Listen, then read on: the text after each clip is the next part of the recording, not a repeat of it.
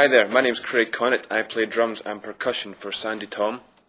This box that I'm sitting on in the past has been grossly mistaken for my grand's tea chest, a fish box and also a cardboard box that I found lying on the street. It's actually a cajon, not Cajon or Cajon, but simply cajon, which in Spanish means box. Now the cajon is great for the frustrated drummer that is pulled off gigs because maybe he's too loud or the gig can't cater for him. The cajon is great for that purpose. You can simulate the sounds from the drum kit, mainly the kick and the snare. You can virtually adapt the same grooves, patterns and kind of the same sounds of a drum kit on the cajon, and if you're subtle you can get a touch of hi-hats in there as well. You can achieve these sounds at a very acoustic level, which makes the drummer more employable in these smaller gigs, i.e. acoustic gigs.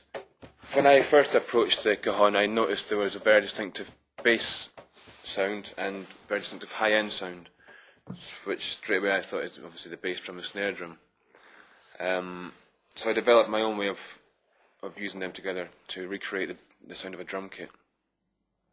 The cajon was used a lot on Sandi Thom's first album, Smell It Confuses People.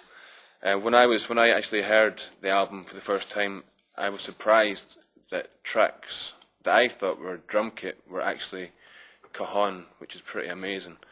I first started playing cajon with Sandi on the promo tour of Smell It Confuses People, for the reason that the management were wanting to keep it a small band.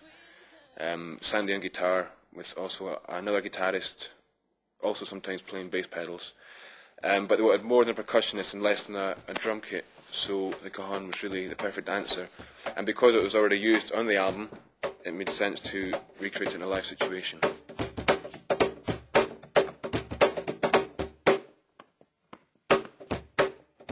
After playing a lot of cajons the last couple of years, Meinl sent me out this bass cajon, which is by far the best I've played so far.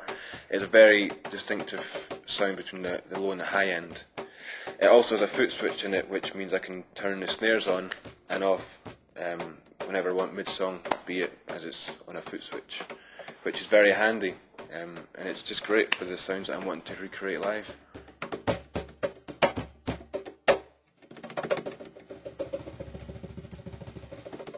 As I'm not specifically a cajon player, I play it a little different than the way it's traditionally played.